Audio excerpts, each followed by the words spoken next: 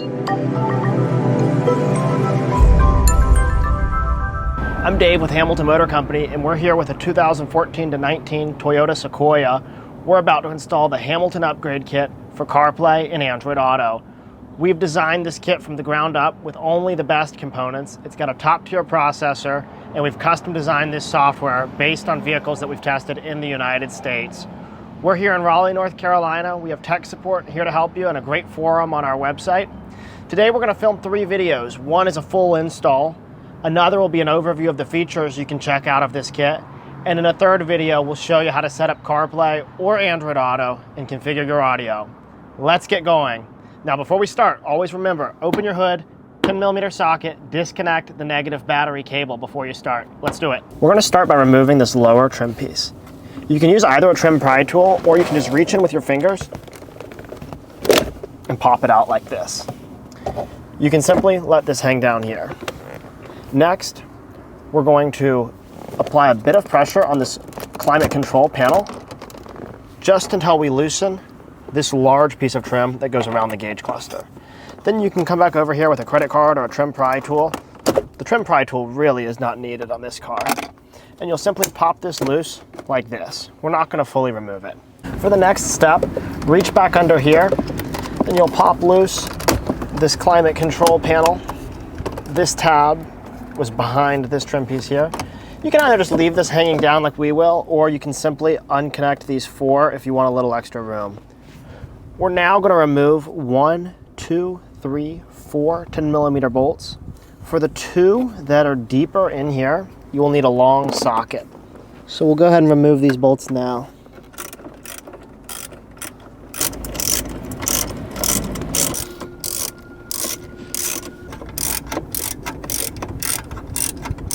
Four bolts removed. Grab under the factory radio, pop it from both sides directly out, slide it out, and you can simply disconnect all of these wiring harnesses. Press down on the tab and take them out. When you go to put these back together, they'll only fit together one way. It's just like a jigsaw puzzle, so you don't need to worry about taking a picture or anything like that. If your car has been in a hot climate, some of these might be a little bit on the tougher side. Just be gentle, wiggle back and forth, and they'll come right out.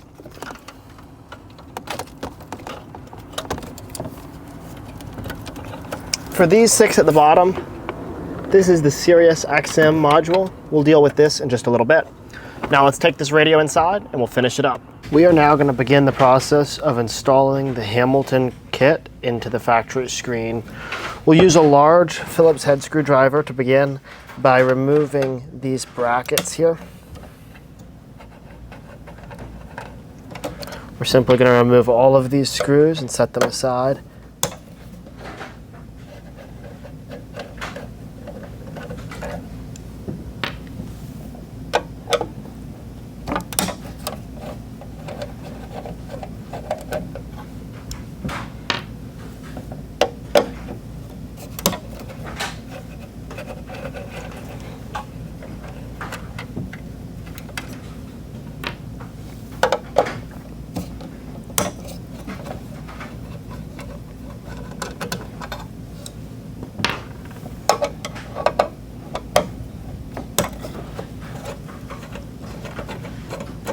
Now these screws on the side here are all the same size. We have 2 slightly different sized screws on the screen itself.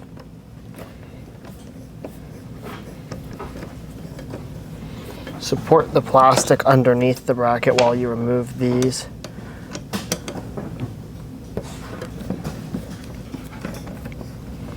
Now I'm supporting that with my fingers. You don't want to put a huge force on the plastic in a twisting motion.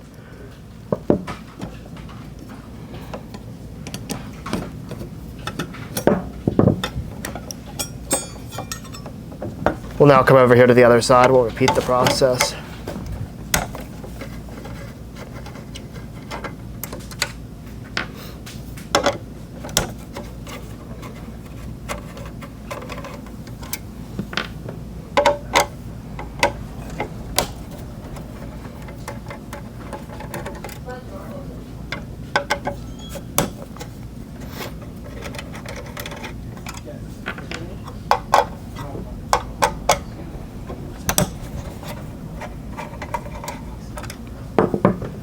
And with these all removed, you can separate the screen and the bracket from the radio.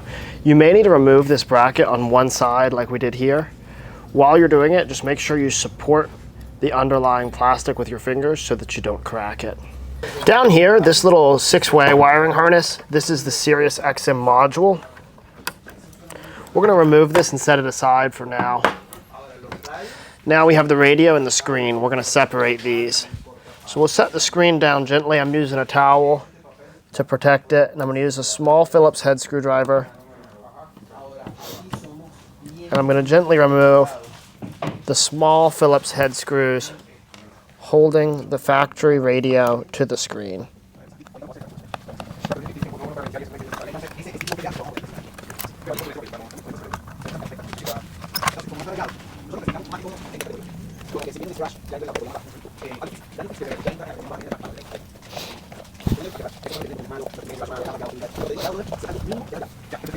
Now sometimes these can be on pretty tight. If they are, you might need to do a little repositioning like I am here. Just go slow, make sure you don't strip the screws.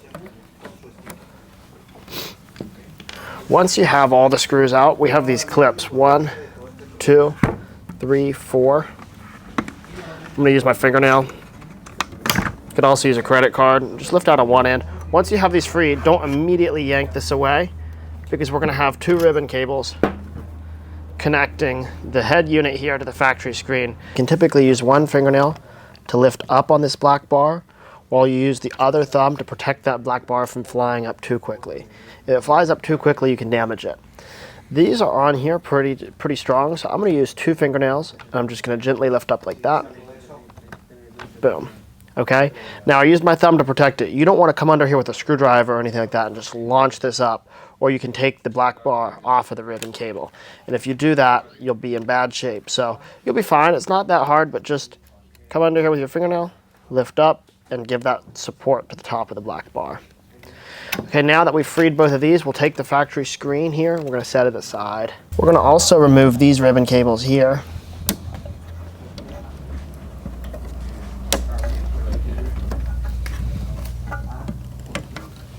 Once again, as I lift up, I'm supporting them. Then we'll be able to take these ribbon cables right out.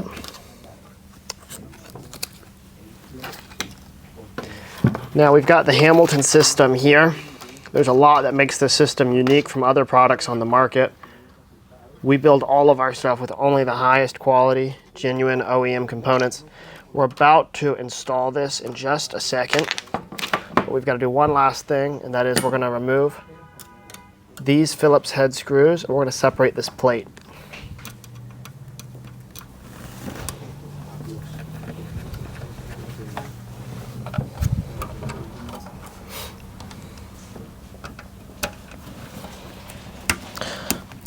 A lot of cheaper companies out there, they don't have direct relationships with their manufacturers. And so what happens is they're buying products that are being traded around between low-end manufacturers. And the trouble with this is you wind up with companies selling stuff that they don't have any idea how to service and fix.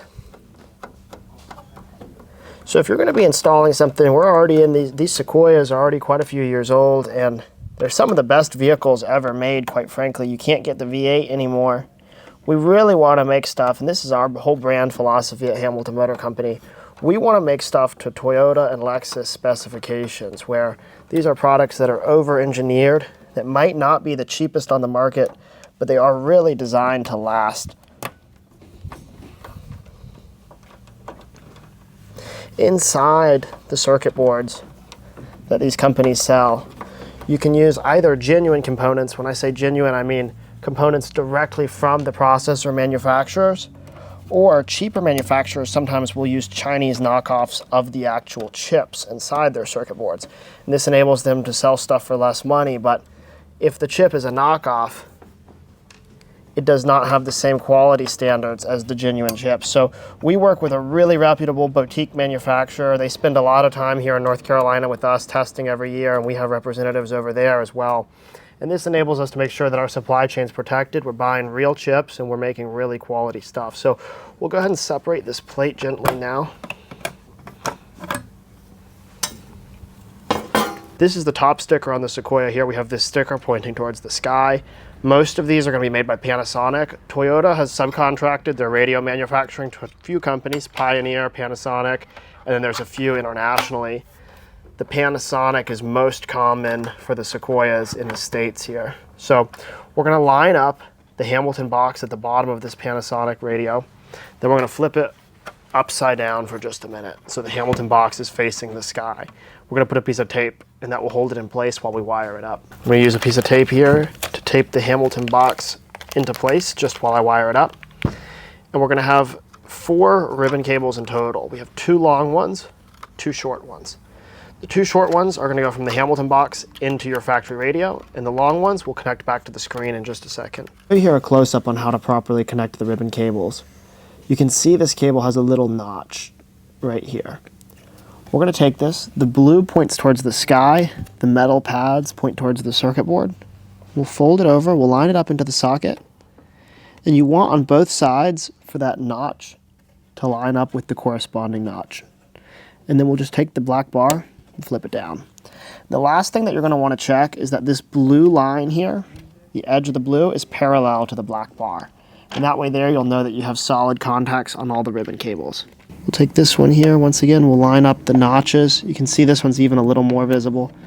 The gray notches are in the Hamilton notch. And fold that metal bar down. We'll now go ahead and reinstall this bracket. Make sure that everything clips back into place. These locator tabs line up. And we'll start quickly with just 1 screw on either side to hold it in. Sometimes folks reach out and they're worried about pinching the ribbon cables here in between the metal. And what we tell them is, this is the beauty of ribbon cables. They're like paper. It's not like wiring where you can't pinch it. The ribbon cable really is designed to be able to navigate through a metal press like that. So you're not going to hurt the ribbon cable. The ribbon cable is fine. And we'll now wrap up putting all the screws back onto the plate here, just like you removed them.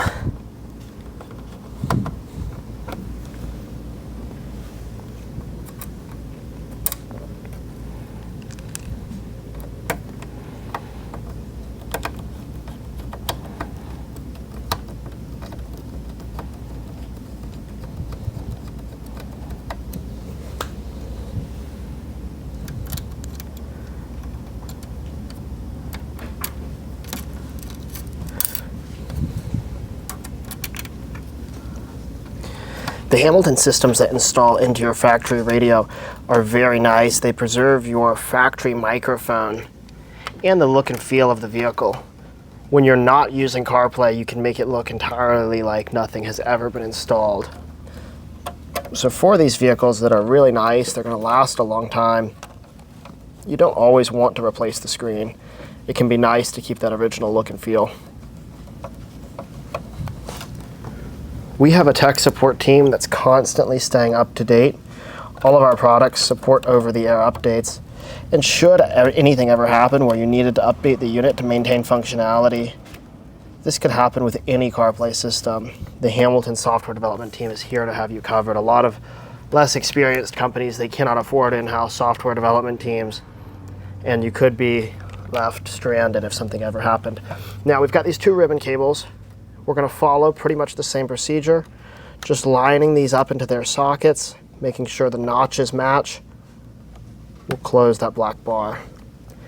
Be gentle with these, just like you were when you removed them. We've got this one lined up as well. I'm going to check the notch on each side and close the metal bar. Now we'll take the head unit, we'll position it straight over the screen with the clips. We'll start on one side. Go to the other, clips back in place. Now we will reinstall the 4 screws on the perimeter and the 1 screw holding down the cover here.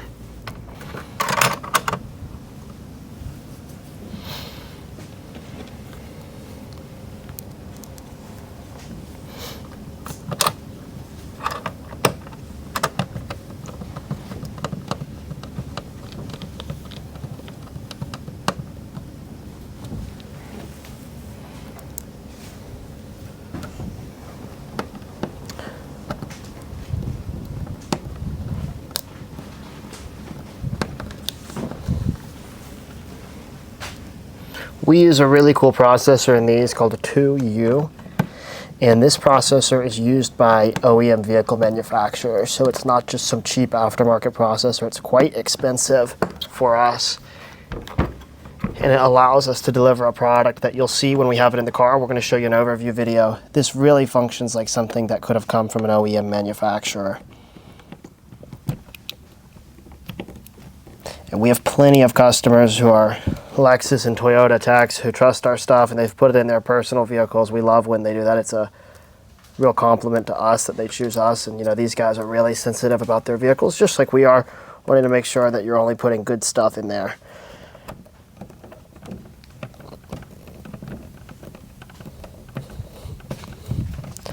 Now we're putting metal screws into plastic. You don't need to over tighten them. I'm going to just run them down enough, just like that. We've got the screen reattached to the head unit. We've got the Hamilton system in. You might consider going and testing this in your vehicle now, making sure that you've got everything working. While it's all still easily accessible before you put the brackets back on, you can go use the Hamilton harness, plug it into your vehicle and test it. We're going to go ahead and reinstall the brackets and the trim surround now. This is the SiriusXM module. We're not going to be reinstalling it back directly under the factory radio as we removed it. We'll be keeping it like this, and we'll be reinstalling it behind the factory radio. We're going to fit it in slightly differently as we put it back into the vehicle. So we'll show you that when we put things back together. So don't put it right back on for now. We will now reinstall the plastic trim bracket onto the factory head unit. It's easiest if you set it straight down and let the trim bracket hold the head unit. We did have to remove these two screws from at least one side to wiggle it out. We're going to reinstall the upper screws here now. You could fully remove the tape, you don't have to. Just make sure the tape is not covering, when you're done, the fan. Don't run these screws all the way down the first time. You just want to put them in lightly. And at the end, you can come back and tighten them up. This is not a drive line component. This is not something that's going to be subject to a lot of force. We'll come back on the other side here and reinstall this bracket.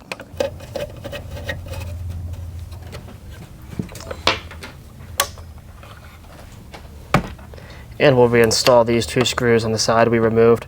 In the unlikely event that you crack your plastic here, this one was a little bit cracked and brittle. We've used it for testing. It's not a big deal. These screws will hold it back in place. Just support it as you tighten them down.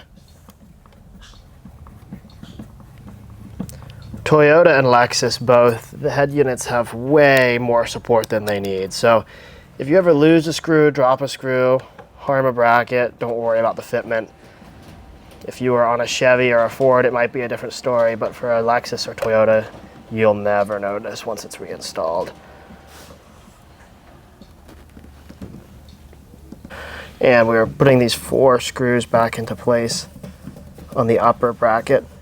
You'll have 2 extra screws from each side, as we will not be reinstalling the SiriusXM module below the head unit. And then you're going to just take a knife and cut the tape off of your fan if you have not already. Now, this is complete. We're ready to put it back in the vehicle.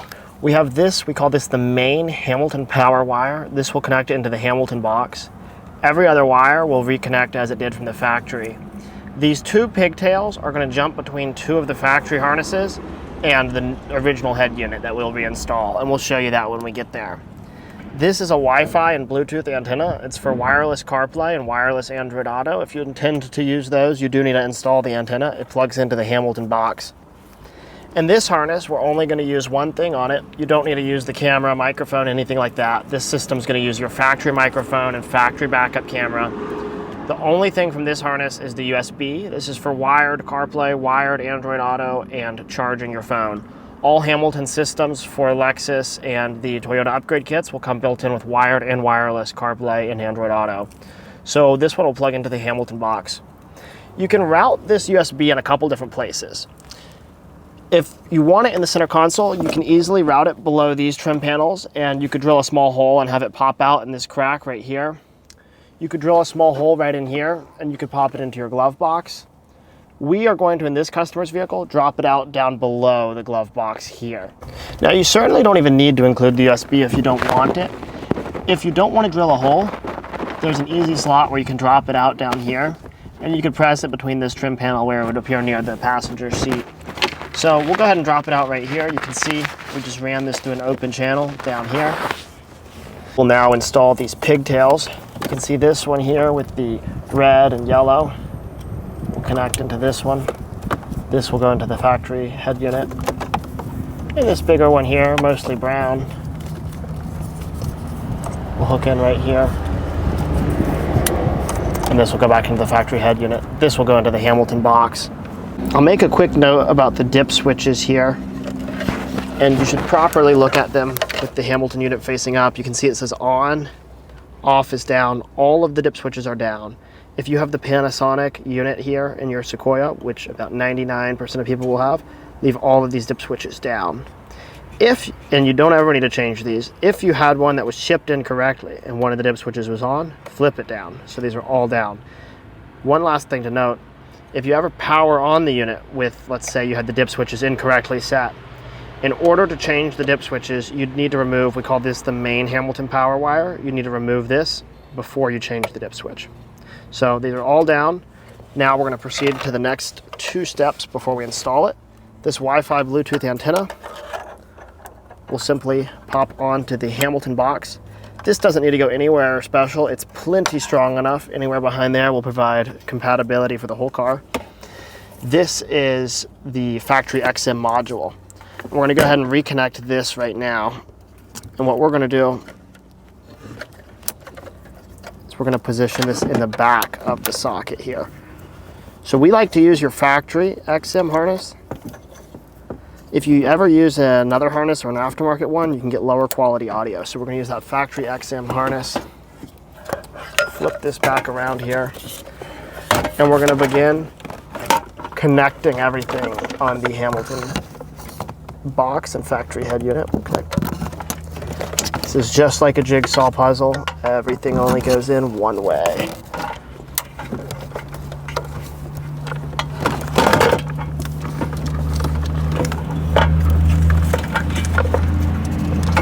Now, if you have somebody to help you hold this while you connect it, it does make it a little bit easier. Don't forget to connect this black one back to the XM module. You should not have anything left unconnected on this device. There's some Toyota devices where you will have stuff left over, but this one, everything is going to be connected. Everybody has a home here. All right, with everything connected, we'll start with the XM box. It will lead the way back into the main cavity here. And we're going to put the XM box really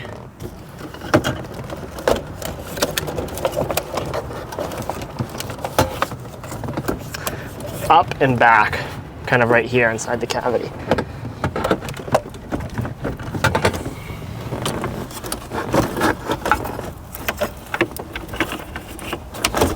If you want to reinstall it with the XM module, you need to pull this trim out a bit. We'll remove this vent assembly entirely. This gives you a window to reach back in here. And I'm going to show you, as we put the radio back in, the XM module, it's going to go into a cavity off and to the left in here. So you can support it this, it's best to have somebody helping you put the radio in, but it's possible to do it by yourself.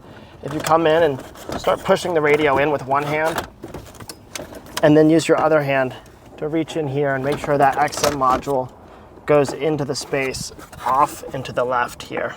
If you're not trying to save the XM module, this is not difficult at all, but if you are, it is a little bit of a balancing game. It's a lot easier with 2 people, but we'll go ahead and snap it in here and the bolts will hold it fully.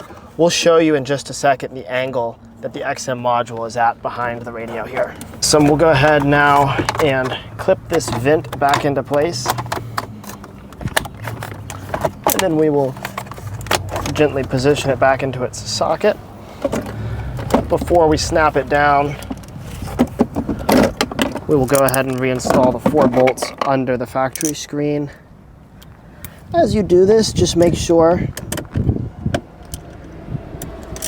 that the brackets line up over these locator tabs. Now, we did mention to you already to test it before you even put the brackets back on the factory screen. That's one option. but certainly check everything before you have it all bolted back in. And if you need any help, you can call our customer service team. We have folks based in North Carolina. They work with me every day, and we do installs for customers. We solve problems. So if you have any questions, you're going to talk to somebody who knows exactly what they're doing and is very familiar with your car. Come back over on this side.